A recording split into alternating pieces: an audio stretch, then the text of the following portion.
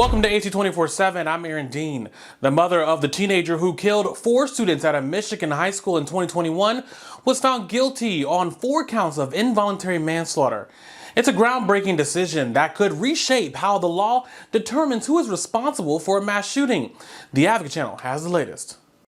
We find the defendant guilty of... A Michigan jury finding Jennifer Crumbley guilty of involuntary manslaughter for her role in the deaths of 4 students killed by her son Ethan at a high school in 2021. It was a long time coming, but it's definitely a step toward accountability. Prosecutors argued Jennifer Crumbley is responsible for the deaths because she was grossly negligent in giving a gun to her son, who was only 15 at the time, and said she failed to act after a school counselor recommended she and her husband take Ethan home from school on the day of the shooting to get immediate mental health treatment. She had a legal duty.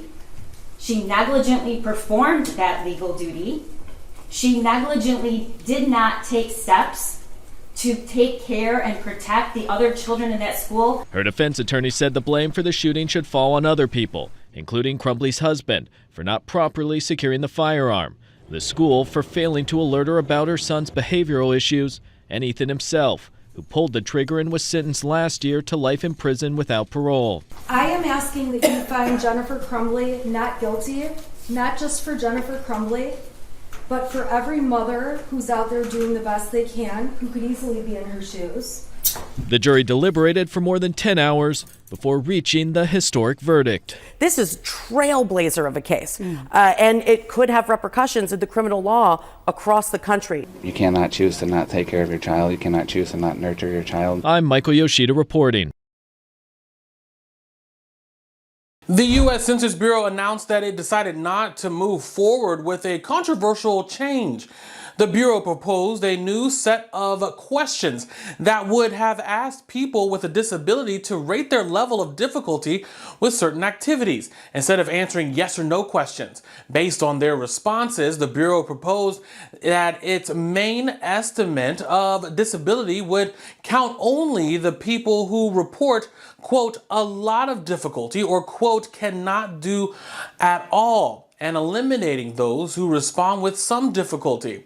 The Census Bureau director said the decision to drop the proposal is based on feedback from the public. The Bureau plans to keep the current ACS disability questions for collection year 2025. The Environmental Protection Agency has finalized a key update to the federal air quality standard for fine soot. It's a step toward reducing deadly air pollution that's been over a decade in the making. The current standard limits the average annual amount of fine particle pollution to 12 micrograms per cubic meter of air. The EPA is reducing that limit to 9, but that is not enough according to the World Health Organization, which recommends a limit of 5 micrograms. And some major public health groups also agree that the new limit is too high.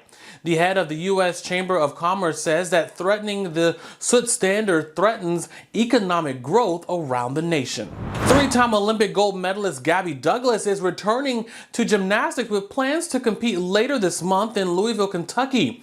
Douglas won the Olympic all-round title in London in 2012, the first by a black gymnast, and was part of the team that won gold at the 2016 Games in Rio.